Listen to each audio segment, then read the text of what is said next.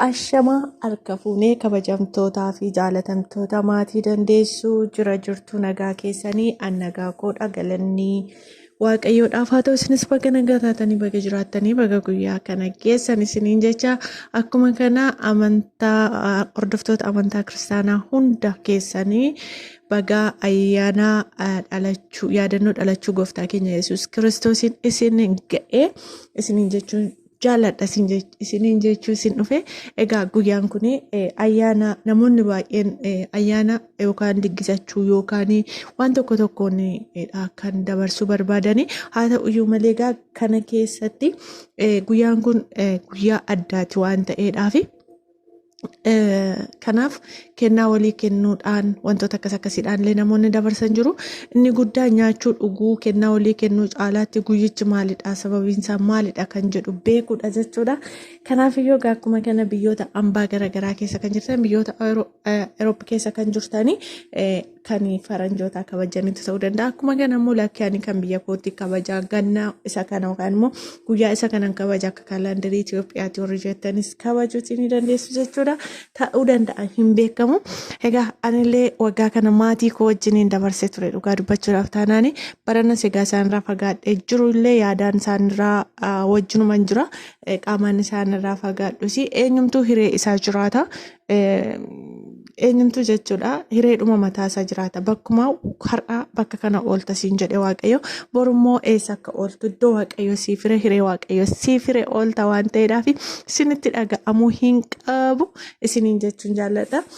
Namoonni baay'ee yeroo ayyaanaa hin gadduu hin mukaa'u wantoota akkasii namatti sirriidha namatti dhaga'amuu danda'a garuu inni guddaan bakka waggaa kana dabarsinu yookaan immoo maatii keenya iddoo jirutti nagaa haa ta'anii nagaa nutis bakka jirutti nagaa yoo taane inni guddaan ayyaanicha qofa osoo hin taane yookaan immoo wantoota guyyaa sanatti ta'an osoo hin taane guyyaa kana sanuuf kenne waaqa keenya galateeffachaa guyyichi maal akka ta'e barree Kiristoos galata argadhu guyyaa kana naaf laatte ana fayyisuudhaaf dhalatte ana fayyisuudhaaf dhufte isa jedhu yaadachaa jechuudha. Akkasitti guyyaa kana dabarsuu ni dandeenya jechuudha. Kanaaf egaa namoonni biyyoota ambaa keessa jirtan keessumatti jechuudha ispeeshaalii obboloonni biyyoota arabaa keessa jirtanii namoonni isiniif mijatee boqonnaa baatanii hiriyoota keessan wajjin kabajan jiraachuu dandeessu. Akkuma kana immoo mana jirtanitti 2-3 taatanii illee naannoo tokko jiraattan walitti dhuftanii kan kabajan jiraachuu dandeessu. Keessumattuu ijoolleen Beeruut jirtan amala akkasii qabdu baay'ee namatti tola. Sababiin isaas Beeruut jechuun biyya firiidamii hojjettoonni keessatti ba'anii galanidha waan ta'eef jechuudha dhugaa dubbachuuf namoota irraa akka odeeffannoo isaa fi sochii isaa arginutti jechuudha. Akkuma kana obboloonni Dubaa'ee keessa jirtanii egaa haa ta'u iyyuu malee carraa kanarra argattan ishoo sirriitti fataa jedha gammadaa waaqayyoon keessanis galateeffadha.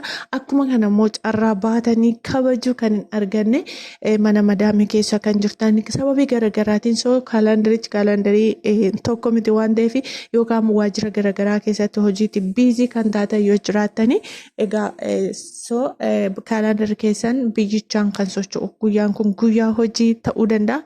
Kanaafuu kaayyoof karoora keessan xiyyeeffannoon keessan kaayyoo itti manaa baatan ta'uu qaba. Waaqayyo guyyaa qaba. Sababiin isaas ayyaanni har'a qofa miti yeroo hundumaati ayyaanni jechuudha. Maaliif Kiristoos yeroo hundumaa nuuf ayyaana keenyadha. Yeroo hundumaa ni kabajna jechuudha. Yeroo hundumaa yeruma sagalateeffannu nuuf ayyaanadha jechuudha. Kanaafiyyuu waa tokko isin dhaga'amini miidiyaa garaagaraa irratti kaleessa iddoo tokkotti argaan ture. Ijoolleen baay'ee mummu'aman jiru har'a qophaa konoolaa akkasii akkana kan jedhan jiru. Soo kun ta'uu hin qabu. Inni guddaan yeroo ammaa kana dhugaa dubbachuudhaaf taanaan yeroo itti ba'anii galuun dadhabamaa jirudha waan ta'eedhaaf. Kanaaf isa osoo hin taane fayyaadhumayyuu qabaatanii rafanii ka'uun salphaa miti waan ta'eef isa kanaaf waaqayyoon galateeffachuudhaan lafuma jirtanitti waaqayyo isin haa eegu. Irra deebi'ee baga geessan isiniin jechuu barbaada. Egaa anillee waggaa kana maatii koo wajjiniin kennaannaaf kennamaa wantoota baay'ee ture kennaa waggaa kana naaf kennamaa ture karaa abbaa manaa kiyyallee jechuudha.